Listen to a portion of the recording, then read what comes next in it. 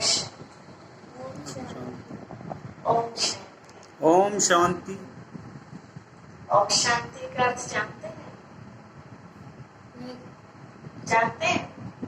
नहीं जानते। ओम शांति का अर्थ क्या है?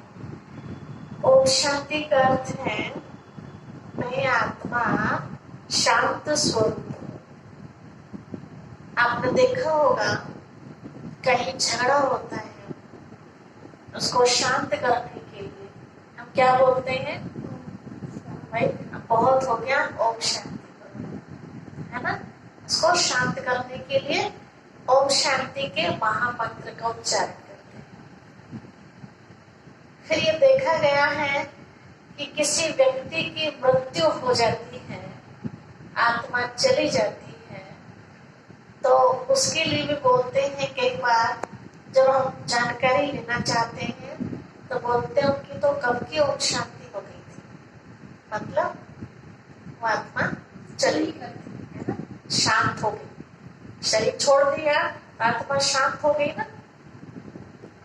तो ओम शांति का वास्तव में अर्थ क्या है? ओम माना आत्मा। आज तक ओम माना परमात्मा सुनते आए थे। ओम माना परमात्मा नहीं है, ओम माना आत्मा है। क्योंकि अगर ओम माना परमात्मा है तो एक मंत्र का हम सब जाप करते हैं भक्ति में, जो शंकर जी ने भी जाप किया, ओम नमः शिवाय, है ना? तो हम सब मानते हैं इस बात को, जानते भी हैं कि सबका मालिक एक है। या दो है, चार है, पांच है, एक है ना? तो जो सबका मालिक एक है, जिसको परमात्मा कहते हैं, तो ओम नमः शिवाय कहा गया। तो अगर ओम माना परमात्मा है तो शिवाय माना क्या है फिर? परमात्मा। तो यहाँ तो फिर दो परमात्मा सिद्ध हो रहे हैं, है ना? ओम नमः, नमः माना नमस्कार, और शिवाय माना शिव के लिए। तो एक परमात्मा दूसरे परमात्मा को नमन कर रहा है यहाँ तो, लेकिन ये तो रोक हो जाता है फिर, क्योंकि परमात्मा तो एक ही है। तो ओम माना परमात्मा नहीं, ओम माना आत्मा। देखिए कहते हो ओम, 5 शब्द आ रहा ना बात में, तो मैं कौन हूँ? आत्मा। नमः माना नमस्कार, शिवाय माना शिव के लिए। मैं आत्मा शिव को नमस्कार करती हूँ, ठीक है? तो ओम माना मैं आत्मा, और शांति माना आत्मा का स्वधर्म शांति है, ओरिजिनल रूप जो है। जैसे पानी है, पानी को आप कितना भी गर्म कर दीजिए, थोड़े समय के बाद वो अपने ओरिजिनल स्टेज पर आ जाता है। तो पानी का गुण क्या है? शीतलता, है ना? शीतल करने की जरूरत नहीं पड़ती, हमें गर्म करने की जरूरत पड़ती है। ऐसे ही हर एक मनुष्य आत्मा का जो स्वाभाविक गुण है वो है शांति, ना कि अशांति। मनुष्य क्रोध करता है, चिल्लाता है, अनाप शनाप बोलता है। कितनी देर बोलेगा? कितनी देर बोलेगा? 1 घंटा, 2 घंटा, 4 घंटे, है ना?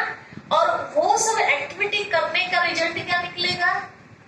सिर गर्म, सिर दर्द, है ना? और कई सारी दिक्कतें शरीर में महसूस होने लगती, ब्लड प्रेशर हाई। 4 घंटे वो अशांति में रहा, 5वें घंटे उसको क्या चाहिए? शांति, है ना? कहते बहुत हो चुका हल्ला, बच्चे भी हल्ला करते हैं घर में, तो क्या कहते हैं? बहुत हो चुका, अब शांति से बैठ जाओ।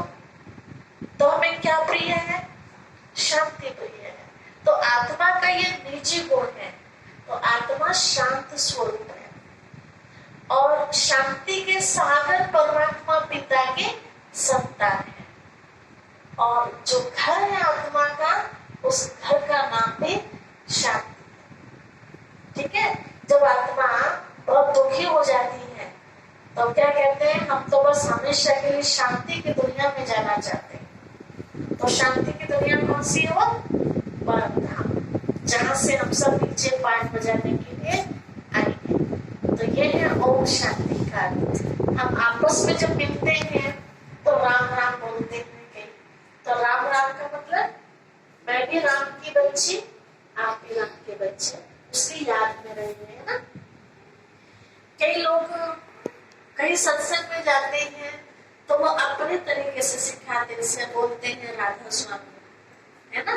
कई राधे राधे बोलते हैं अलग अलग से ना। तो किसकी याद दिला रही है? अब उन्होंने राधा स्वामी कहा तो राधा किसको कहा? आत्मा को, और स्वामी परमात्मा को कहा, है ना। ऐसे हम नमस्ते करते हैं तो ये नमस्ते का मतलब है नम्र होकर, निरहंकारी होकर के मैं आपका सम्मान कर रही हूँ। अहंकार में कभी कोई सम्मान करता है क्या? नहीं कर सकता ना, नमस्ते भी नहीं करेगा। तो ऐसे हम जब आपस में मिलते हैं तो हम बोलते हैं ओम शांति, मतलब मैं भी आत्मा शांत स्वरूप और आप भी शांत स्वरूप। दोनों को क्या चाहिए? शांति चाहिए ना। तो आज हम चर्चा करेंगे वो शांति का सागर पिता परमात्मा कौन है, जिसको हम हर मुसीबत में याद करते हैं। उससे याद दिलाने की आवश्यकता नहीं पड़ती, है ना। वैसे अगर किसी को आप बताने लगो तो कई लोग हमसे भी ये प्रश्न करते हैं कि क्या आपने भगवान देखा है, जब भगवान की बात कर रहे हैं, है ना। गुणवती लोग होते हैं इस तरह की बात करते हैं। आप विचार करो, जब चारों तरफ से मनुष्य परिस्थितियों में घिर जाता है तो उस समय कौन नजर आता है? कोई व्यक्ति नजर नहीं आता है, उस समय भगवान। अब कहां से भगवान आ गया, है ना। जब कोई किसी का साथ हमें नहीं मिलता तब ईश्वर का साथ हमें मिलता है। तब कहते हैं जब कोई नजर नहीं आता तो बस तू ही तू नजर आता है। तो इसका मतलब है ना, तभी तो नजर आता है। लेकिन वो नजर कैसे? इन आंखों से नजर नहीं आता है, हमें साथ की फीलिंग देता है, अनुभव होता है कि वो मेरे साथ है, मैं अकेली नहीं हूँ। मेरी परिस्थितियां धीरे धीरे खत्म होती जा रही है। कारण क्या है? मैं उसकी याद में हूँ तो वो मेरे साथ है, अंदर नहीं है, साथ है। कई लोग कहते हैं अंदर में भगवान बैठा है। आजकल ये गीत भी बजता है ना, तेरे अंदर बैठा भगवान, देख सके तो देखते, अंदर है भगवान, है ना। आजकल बजते हैं ना इस तरह के भजन। कुछ बातें हम इस तरह की सुनते हैं दुनिया में कि वो बिल्कुल असंभव है, और लोग बात बड़े नशे के साथ उसको एक गायक के रूप में गाते हैं, जो कि संभव ही नहीं है।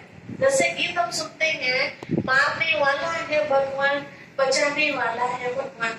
अब बताइए दोनों काम कर सकते हैं क्या? जो मारने वाला होगा वो बचाएगा क्यों? आया ही मारने के लिए वो, है ना। और जो बचाने वाला है वो मारे क्यों? सोचने वाली बात है ना। तो इसका मतलब है मारने वाला कोई और है और बचाने वाला कोई और है। हमारे घर में कोई भी आता है उस भाव से कि मुझे उसको खत्म करना है, तो अपना भाव लेके आया ना हमें मारने के लिए। लेकिन शिव बाबा या जिसको भी हम मानते हैं वही हमारी रक्षा के लिए किसी न किसी को भेज देते हैं। तो रक्षा मारने वाले ने थोड़ी की, वो बचाने वाला तो कोई और है, वही प्रभु है, किसी भी रूप में आए चाहे, है ना। चाहे वो किसी पड़ोसी को भेज दे, खुद तो निराकार है ना, तो किसी को तो माध्यम बनाएगा ना। कई बार आप रोड पर चल रहे होते हैं, अचानक से दुर्घटना से आपको कोई बचा लेता है, तो कहने में क्या आता है? अरे तुम तो हमारे लिए साक्षात भगवान बन के आए, है ना। तो भगवान नहीं है वो, लेकिन भगवान ने भेज दिया अपने बच्चे की रक्षा करने। ऐसे बहुत सारी घटनाएं होती है। तो वो भगवान कौन है जिसको हम ना चाहते भी ऑटोमेटिक याद करते, याद आती है। उस समय कोई याद दिलाता नहीं है। ठोकर लग जाए, कुछ नुकसान हो जाए, तुरंत हमें किसकी याद आती है? भगवान। अब वो कौन है ये भगवान? तो कल भी हम ये बात पूछ रहे थे कि हम बुद्धि को लगाना चाहते हैं लेकिन लगती नहीं है। वहां कारण क्या है?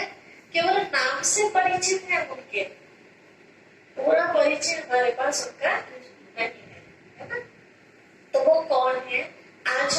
वो बता रहे हैं। अभी हम गीत सुन रहे थे, सबका मालिक एक फिर क्यों बटा हुआ संसार है। सच पूछो तो सारी दुनिया अपना ही परिवार है। तो अपना परिवार किस नाम से है?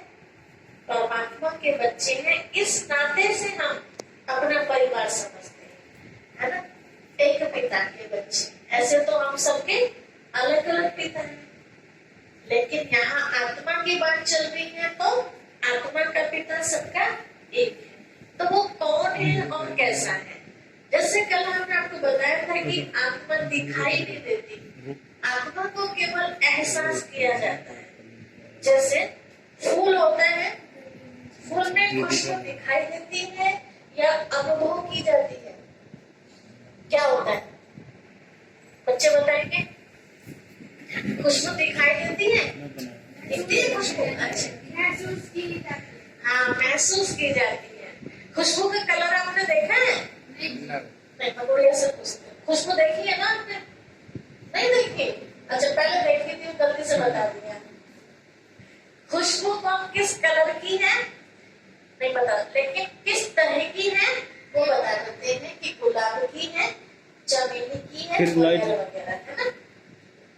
तो ऐसे हम आत्मा को भी केवल अनुभव करते हैं, देख नहीं सकते। जो वैज्ञानिकों ने भी प्रैक्टिकल करके देखा है, एक जीते जागते इंसान को शीशे के कवर के अंदर बंद किया और चारों तरफ से कैमरे लगा दिए गए, ये देखने के लिए आखिर शरीर से निकलता क्या है। तो बताते हैं कि उस बॉक्स के अंदर, शीशे के अंदर बाल आ गया जब आत्मा निकली, लेकिन कहाँ गई, कैसे, कैमरे फेल हो गए, दिखाई नहीं दी। वो देखने वाली चीज है कि जैसे लाइट है ना जी, काफी पहले की बात है जी। अब जैसे लाइट है, लाइट चली जाती है, तब क्या कहते हैं? लाइट भाग गई। किसी ने देखा कौन सी खिड़की से भागी? और एकदम से लाइट आ भी जाती है, और लाइट आ गई, कहां से आई? दिखाई दी क्या? नहीं ना। तो आ भी गई और चली भी गई, ना आते देखा और ना जाते देखा। वो अपना काम करे। ऐसे आत्मा भी शरीर में कब प्रवेश करती है किसी को पता चलता है? नहीं पता चलता। कुछ समय के बाद माता को अनुभव होता है, जब थोड़ा सा आत्मा अंदर पेट में घूमने लगती है ना, तो कहते भाई आत्मा आ गई। आत्मा निकल भी जाती है तो भी किसी को पता नहीं चलता। तो पता कैसे चलता है? जब वो चुप और अंदर की शांत हो जाती है, तो मुझे लगता है कि कुछ गड़बड़ है, तब डॉक्टर के पास जाते हैं। तो ना तो आते पता चला उसका और ना जाते पता चला। जैसे आत्मा नहीं दिखाई देती, ऐसे आत्मा का पिता भी दिखाई नहीं देता। आत्मा को अनुभव करते हैं, ऐसे परमात्मा पिता को भी हम अनुभव करते हैं। तो परमात्मा पिता है कैसा फिर, जब दिखाई नहीं देता? तो आप चित्र में देख रहे हैं, बीच में देख रहे हैं और एक सितारा। तो जैसे आत्मा है सितारे जैसी, ऐसे आत्मा का पिता भी सितारे जैसा है। समझाने के लिए दिखाया, कोई तो देना पड़ेगा ना उसको याद करने के लिए। तो परमात्मा ऐसा है। आज तक जितने भी धर्म पिता रहे, धर्म गुरु रहे, ऐसे कई ऋषि मुनि तपस्वी रहे, जिन्होंने भी बताया परमात्मा कैसा है, तो उन्होंने क्या बताया? परमात्मा एक लाइट रूप में। चित्र में आप देख रहे हैं, यहाँ दिखाया है गुरु नानक साहब, इशारा किधर कर रहे हैं? सबका मालिक एक है। साईं बाबा ने भी क्या कहा? सबका मालिक एक है। और इशारा किधर है? ऊपर। ऐसे तो नहीं सबका मालिक एक है या सबका मालिक एक है, ऊपर की तरफ किया है ना। ईसा मसीह ने भी कहा God is light, God is might. भगवान एक शक्ति है, एक प्रकाश है। यहाँ आप देख रहे हैं जापान में, यहाँ भी एक शिवलिंग के आकार के पत्थर पर ध्यान लगाते हैं, वो भी लाइट ही मानते हैं। यहाँ आप देख रहे हैं सर्कस और मक्का में, ये तो धर्म ही अलग हो गया। यहाँ भी मुस्लिम भाई परमात्मा पिता के लिए कहते हैं कि वो एक अल्लाह एक नूर है। तो नूर माना प्रकाश। देहधारी को नहीं मानते, वो मूर्ति पूजा को नहीं मानते। मूर्ति में भगवान है ही नहीं, इसलिए मानते भी नहीं है। वो निराकार है। यहाँ देखा है पशुपति नाथ के नाम से नेपाल के अंदर मंदिर है, तो वहां में शिवलिंग दिखाया है। तो शिवलिंग के ऊपर आप देख रहे हैं क्या निशान दिखाते हैं? सबने देखा है ना शिवलिंग मंदिरों में कौन सा निशान दिखाते हैं? ज्योति बिंदु दिखाते हैं। तीन लाइन ऐसे होती है और बीच में बिंदु होते हैं। तो परमात्मा बिंदी जैसा है ना, सितारे जैसा है। तो परमात्मा पिता को हर जगह सारी दुनिया में ज्योति के रूप में माना। जैसे यहाँ देखा है सोमनाथ का मंदिर, हमारे भारतवर्ष के अंदर सबसे पहला मंदिर है जो गुजरात के अंदर है। इसका इतिहास भी हमें पढ़ने को मिलता है। इसको लूटने के लिए मोहम्मद गजनवी ने 17 बार गाड़ियां भर भर के लेके गया, ऊंट गाड़ियां। इतना भव्य मंदिर था वो, जो राजा विक्रमादित्य ने बनाया था। वहां भी किसकी स्थापना की? शिवलिंग की। यहाँ देखा विश्वनाथ के नाम से एक मंदिर है, उसमें भी शिवलिंग है। अमरनाथ पर आप जाएंगे तो वहां भी शिवलिंग है। अब यहाँ देखते हैं रामेश्वर। कई लोग राम को भगवान मानते हैं, कृष्ण को भगवान मानते हैं, है? यहाँ राम जी भी क्या कर रहे हैं? शिवलिंग की पूजा कर रहे हैं। तो इसका मतलब राम भगवान नहीं है। कहा रामेश्वर, तो राम का भी ईश्वर कौन है? वो निराकार शिव परमात्मा है। तो सभी धर्म वालों ने उस एक निराकार परमात्मा को माना। तो हमें भी किसे मानना चाहिए? जिसको सारी दुनिया मान रही है। जैसे आपके मवाना में जो चेयरमैन साहब है यहाँ या विधायक है, 75% लोगों ने उनको वोट दी है कि ये हमारे विधायक साहब है, ठीक है, चेयरमैन साहब है। एक 25% जिनको लोगों ने वोट दी है, तो किसको मानेंगे? जो 75% लोग जिनकी तरफ है ना।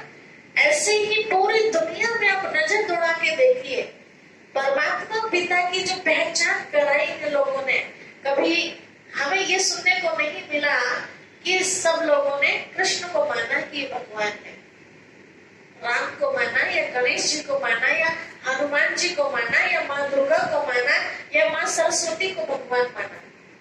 किसको माना? एक लाइट को माना कि वो एक लाइट है। ये सब जो है जिनके पास ये 5 तत्व बना पुतला है, वो सभी देवात्माएं तो हैं, महान आत्माएं हैं, संत आत्माएं हैं, पुण्य आत्माएं हैं, लेकिन परमात्मा नहीं। हम सब नारा लगाते हैं सबका मालिक एक है। तो यहाँ तो फिर बहुत सारे हो गए सबके मालिक इस हिसाब से देखा जाए तो। फिर ये भी देखा गया जब सबका मालिक एक है, किसी ने कृष्ण के रूप में माना, किसी ने किसी और रूप में, कि सब भगवान के रूप है, तो सबको स्वीकार कर लेनी चाहिए ना ये बात। कई बार ऐसा होता है कि जो कृष्ण के भक्त हैं और बगल में राम का भी मंदिर है, तो राम के मंदिर में जाना पसंद नहीं करते। जो राम जी के भक्त है वो कृष्ण जी के मंदिर में जाना पसंद नहीं करते। अब बताइए दोनों में आपस में झगड़ा हुआ है क्या? जो भगत भी बट गए, सोचने वाली बात है ना। हमारे यहाँ लावड़ में एक मंदिर है, पहले वो काली के नाम से मंदिर फेमस बना था, अब वो अलग अलग कोठरी बना दी। किसी में गणेश जी बैठा दिए, किसी में कृष्ण जी बैठा दिए, किसी में दुर्गा जी बैठा दी, ऐसे अलग अलग। और सबके अलग अलग कमेटी भी अलग अलग है। जब भी कभी प्रोग्राम होगा तो अपनी उसको सजा के चले जाएंगे, बाकी वहां झाड़ू भी नहीं लगेगी दूसरी जगह। एक बार अच्छी तरह वहां झगड़ा हो गया, अभी 2 साल पहले की बात है। आपस में झगड़ा किस बात का हो गया? वो कुछ लाइट वाइट खराब हो गई वहां, कुछ ऐसा सुना, हमने तो देखा नहीं। वो आपस में कुछ कनेक्शन की बात की, मेरे मंदिर में तो अंधेरा, तुम्हारे मंदिर में रोशनी है। काफी झगड़ा हो गया। कितने भक्त लोग अपने घर बैठ गए, बताइए। अलग अलग, इसे क्या कहेंगे? अंधश्रद्धा। दुनिया में कहते हैं इसे भेड़ाचार। भेड़ एक तरफ को चल गया ना तो सारा उसकी जो सेना है वो उधर से पता ही नहीं कहाँ चल रहे, कहाँ चल रहे, चलने से मतलब है बस। सही है गलत है कुछ नहीं पता। तो अब हमें ये पता चलता है कि सच में परमात्मा पिता है कौन, जिसे श्री राम जी भी याद कर रहे हैं, श्री कृष्ण जी भी याद कर रहे हैं। शायद अगर आपने देखा गोपेश्वर नाम का भी मंदिर है, नाम सुना होगा। तो गोपेश्वर में भी किसकी पूजा हुई? शिव जी की पूजा हुई है। कभी शिव जी को देखा किसी की पूजा करते हुए? देखा है कभी? देख ही नहीं सकते। अब प्रश्न उठेगा, शिव जी भी ध्यान लगाते थे जी? हाँ, जहाँ जिसका जोर है जी। हाँ बिल्कुल, लड्डू गोपाल जी घर में ये हुआ एक भजन से है जी। जब से वो भजन चला तब से श्रद्धा बन तब से गई श्रद्धा बढ़ गई। जी। हाँ जी, तो माता जी का भजन जो हो रहा है तब से श्रद्धा बढ़ गई लोगों की, जी, सब ले आते हैं। सब ले आते हैं। अब बना दिया कि गिफ्ट दो, हाँ, एक दूसरे को बना गिफ्ट दिया कि दो। एक दूसरे को गिफ्ट दो। और जब गिफ्ट दे देंगे तो जरूर है कि वो सब क्रियाकर्म हमें करनी पड़ेगी, जो भी नियम है जो बनाए गए हैं। और देखो बड़े आश्चर्य की बात है, हमें किसी ने गिफ्ट दिया, ठीक है, अब हमारा मन नहीं था, हमें तो आपने बांध दिया ना कि हम आपको दे रहे हैं, ये काम आपको करना ही है। इन्हें सुलाना भी है, इन्हें उठाना भी है, इन्हें खिलाना भी है, इन्हें नहलाना भी है, इन्हें खिलाना भी है, खेल पाल भी करना है इनके साथ, है ना जी? जी जी जी। अच्छा, ऐसे मंदिर में रख दिया, बाकी वो सब नहीं करते हैं। अच्छा, उसके लिए बहुत सारा टाइम चाहिए होता है ना। टाइम के साथ अपने अंदर सामर्थ्य भी चाहिए, सिर्फ टाइम की बात भी नहीं होती है, ठीक है? आप सोचो एक ये हाँ, सबका सम्मान होना चाहिए ना। एक अकेले श्री कृष्ण जी गए, सबसे बड़ी बात तो भाव की है। भाव की है, होंगे तो कैसे होगा? बिल्कुल। और भाव भी ये तो देखिए, भाव रखे कहाँ? अभी गमला है, इसको मैं मान लो ये भगवान जी हैं, इसको मैं नहला रही हूँ, इसको मैं सब कपड़े पहना रही हूँ, है ना। गर्मियों में पंखा चला रखा है, सर्दियों में गर्म कपड़े पहना रही हूँ, तो सर्दी लगेगी? सोचो थोड़ा सा, मिट्टी की बनाई है मूर्ति, है ना। आपकी मूर्ति को, माता जी की मूर्ति बना के कोई इनकी मूर्ति को एक सांचे में डाल के वो सब करे जो जीते जाते व्यक्ति की करनी चाहिए। अब इनकी सचमुच तो कर नहीं रहे, इनकी मूर्ति की कर रहे हैं, तो मूर्ति देगी या ये देगी? ये मूर्ति तो भी देगी ना, माता जी देगी ना हमें तो। अब माता जी हमें दिखाई नहीं दे रही है ना, केवल फोटो दिखाई दे रहा है, तो माता जी को वैसे तो याद कर सकते हैं ना। तो जहां भी ये होगी इन तक हमारी याद पहुंचेगी अवश्य, और इनके अंदर से ऑटोमेटिक हमारे लिए कुछ ना कुछ आशीर्वाद निकलेगा। जैसे श्री कृष्ण जी जहां भी होंगे दुनिया में, है ना, तो जब हम उन्हें याद कर रहे हैं ऑटोमेटिक उनके पास हमारी याद पहुंचेगी। अब आती है भोग लगाने वाली बात। टॉपिक तो कुछ और चल रहा था, चलो इसको क्लियर करते हैं। पहले भोग हम लगा रहे हैं, घर में आपने कोई बच्चा लिया है, आपका अपना बच्चा है, आप तो खा रहे समोसे भी, समझना, आप छोले भटूरे भी खा रहे हैं, वगैरह सारी चीजें खा रहे हैं, और अपने बच्चे को सिर्फ दूध पिला रहे हैं या फल खिला रहे हैं, उसका मन नहीं करेगा? उसका मन नहीं करेगा? करेगा ना उसका मन भी।